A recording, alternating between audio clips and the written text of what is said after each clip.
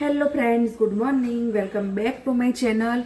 તો અત્યારે બહુ જ ઠંડી પડી રહી છે અને આ ઠંડીની અંદર આપણા શરીરને બોડીને એનર્જી આપે એવા આપણે લડ્ડુ બનાવીશું. મેથી અને ગુંદના લડ્ડુ બનાવીશું. આ લડ્ડુથી આપણા શરીરને બહુ જ તાકાત મળે છે અને ફૂલ એનર્જી મળે છે. તો આજે આપણે લડ્ડુ બનાવીશું મેથી અને ગુંદના. અને આ લડ્ડુ લેડીઝ અને જેન્ટ્સ બંને ખાઈ શકે છે. એ રીતના બનાવીશું આપણે આજે. તો લેટ્સ ગો. ચલો આજે આપણે લડ્ડુ બનાવીએ. આ લડ્ડુ ખાવાથી આપણા શરીરની અંદર કોઈ પણ સાંધાનો દુખાવો હોય, કમરનો દુખાવો હોય તો દૂર થઈ શકે છે અને બહુ જ ફાયદામંદ છે અને બોડીને ફૂલ એનર્જી આપે છે. તો સૌથી પહેલાં આપણે 1 કપ જેટલી મેથી લેવાની છે અને આ મેથીને આપણે મિક્સરની અંદર દળી દેવાની છે. તૈયાર લોટ નથી લેવાનો, કેમ કે તૈયાર લોટની અંદર ભેળસેળ બહુ જ હોય છે, એટલા માટે. તો આપણે ઘરે જ મેથીને દળી નાખવાની છે.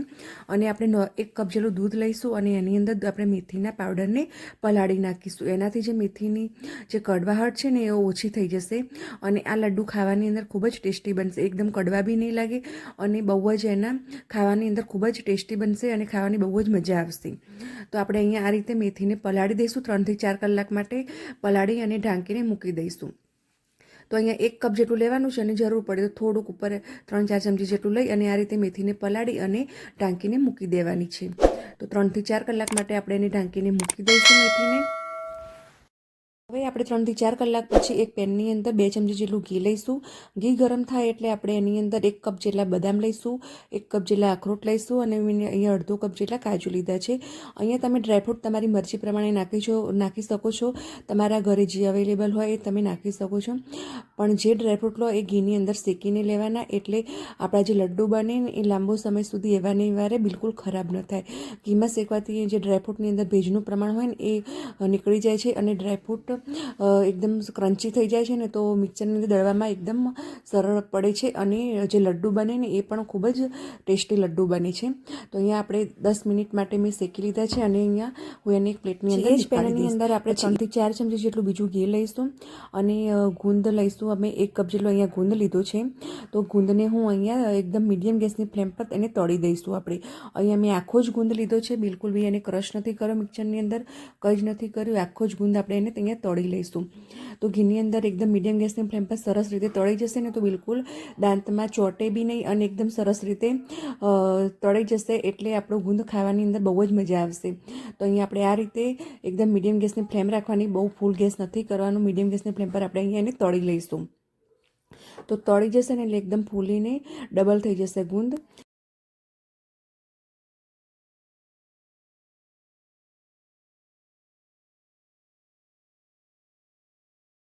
અમે 10 મિનિટ સુધી ગુંદને તળી દીધો છે અને સરસ તળાઈને ડબલ થઈ ગયો છે. તો એને હું અહીંયા એક પ્લેટની અંદર હવે નીકાળી દઈશ. અને પછી એ જ પ્લેટની અંદર આપણે બીજું 3 થી 4 ચમચી જેટલું ઘી લઈશું અને એ ઘીમાં આપણે 1 કપ જેટલો ઘઉંનો લોટ લેવાનો છે અને અહીંયા 1 કપ જેટલો અડદનો લોટ લેવાનો છે. પણ અહીંયા અમારા અમેરિકામાં અડદનો લોટ નથી મળતો, એટલે મેં અહીંયા 1.5 કપ જેટલો ઘઉંનો લોટ લીધો છે અને અડધો કપ જેટલો ચણાનો લોટ લીધો છે. પણ જો આ તમને અડદનો લોટ મળતો હોય તો તમે 1 કપ જેટલો ઘઉંનો લોટ અને 1 કપ જેટલો અડદનો લોટ જરૂરથી લેજો. અડદનો લોટ ખાવાની અંદર બહુ જ હેલ્ધી હોય છે, એટલે આ લાડવામાં અડદનો લોટ નાખો ને તો બહુ સારું. પણ અહીંયા નથી મળતો એટલે મેં નથી નાખ્યો. એટલે મેં અહીંયા 1.5 કપ જેટલો ઘઉંનો લોટ લીધો છે અને અડધો કપ જેટલો ચણાનો લોટ લીધો છે. એનાથી કલર બહુ સારો આવે. અને અહીંયા આપણે મિક્સ કરતા જઈશું અને જરૂર પડે ને એ પ્રમાણે થોડું ઘી એડ કરતા જઈશું. અને અહીંયા આપણે એકદમ મીડિયમ ગેસની ફ્લેમ પર એનો કલર ચેન્જ થાય, એની સ્મેલ આવે ને ત્યાં સુધી આપણે એને એકદમ ધીમા ગેસે શેકી લઈશું, જેથી કરીને એ બિલકુલ કાચું ના રહી જાય.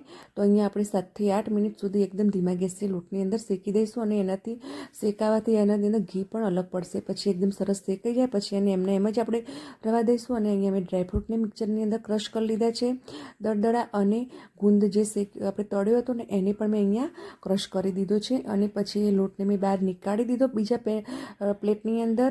અને જે આપણે મેથી પલાળી હતી ને દૂધની અંદર, તો બીજી 3 ચમચી જેટલું ઘી લઈશું આપણે અને મેથીને આપણે ઘીની અંદર શેકવાની છે. તો ઘીની અંદર શેકવાથી મેથીની અંદર જે દૂધનું મોઇશ્ચર હતું ને એ અલગ થઈ જશે અને એકદમ ડ્રાય થઈ જશે મેથી. અને લડ્ડુ એકદમ લાંબો સમય સુધી એવા ને એવા જ રહેશે, બિલકુલ ખરાબ નહીં થાય અને મેથીની કચાશ પણ બિલકુલ નહીં આવે લડ્ડુની અંદર. તો એકદમ મીડિયમ ગેસની ફ્લેમ પર આપણે મેથી એકદમ ડ્રાય થાય ને ત્યાં સુધી આપણે એને શેકી લઈશું. તો અહીંયા મેં 8 થી 10 મિનિટ જેટલો ટાઈમ લાગ્યો તો મને શેકવામાં. અને મેથીનો પાવડર દળદળો હોય ત્યારે તે થોડી કઠણ થઈ જશે, પણ ધીમે ધીમે ધીમે આપણે મેથીને આ રીતે મીડિયમ ગેસની ફ્લેમ પર થોડું શેકી લઈશું, એટલે જાતે જ એકદમ છૂટી છૂટી થઈ જશે મેથી.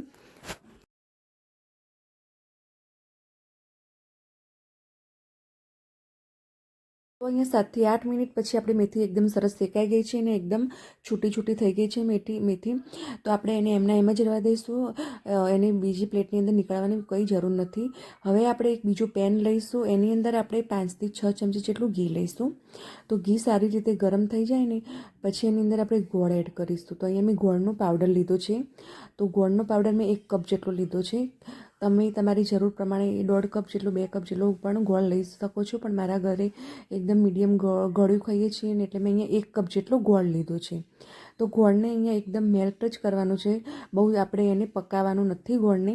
તો અહીંયા ગોળનો પાવડર છે એટલે આપણે એને વધારે ટાઈમ નહીં લાગે, પણ જો તમે ગોળ આખો લો ને તો ઝીણો એકદમ સમારીને લેવાનો. અને અહીંયા 2 ચમચી જેટલો સૂંઠ પાવડર લીધો છે, 2 ચમચી જેટલો ગંઠોડા પાવડર લીધો છે. એ સૂંઠ પાવડર અને ગંઠોડા પાવડર તમે જરૂરથી એડ કરજો, એનાથી આ લાડવા ખૂબ જ ટેસ્ટી બને છે. તો અહીંયા બધી જ વસ્તુઓને આપણે પછી સારી રીતે મિક્સ કરી દઈશું અને એકદમ મીડિયમ ગેસની ફ્લેમ પર આપણે એને ખાલી મિક્સ જ કરવાનું છે. એને કંઈ ચાસણી જેવું નથી બનાવવાનું, કંઈ નથી કરવાનું. એટલે અને જરૂર પ્રમાણે થોડું થોડું ઘી એડ કરતા જઈશું આપણે. તો અહીંયા મેં બીજી 1 ચમચી જેટલું ઘી એડ કર્યું છે, 2 ચમચી જેટલું, અને એને સારી રીતે મિક્સ કરી દઈશું. એકદમ ઘી સારું મેલ્ટ થઈ જાય અને ગોળ અને ઘી એકદમ સારી રીતે મિક્સ થઈ જાય ને ત્યાં સુધી આપણે એને મિક્સ કરીશું.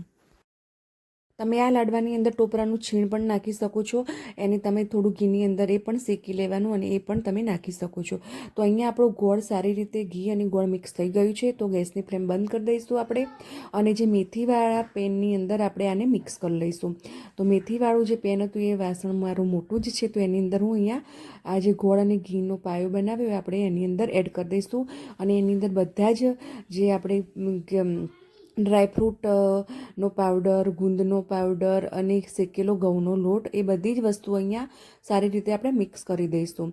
અને જરૂર પડે તો ઘીની લાગે ને કે થોડું ડ્રાય છે મિક્સર, તો આપણે એની અંદર ઘી ગરમ કરીને પણ એડ કરી શકાય છે, પણ ઘી ગરમ કરીને જ લેવાનું, જેનાથી લાડવા બિલકુલ ખરાબ ન થાય અને લાંબો સમય સુધી લાડવા એવા ને એવા જ રહે.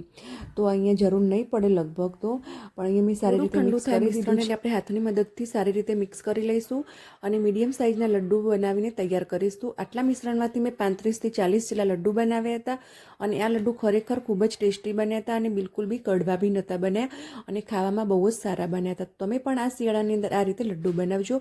અને તમને મારો આ વ્લોગ પસંદ આવે તો પ્લીઝ મારી ચેનલને સબસ્ક્રાઈબ કરજો, વિડીયોને લાઇક શેર જરૂરથી કરજો. અને આવા જ બીજા વિડીયો સાથે આપણે મળીશું ફરીથી. ત્યાં સુધી બાય બાય, ટેક કેર.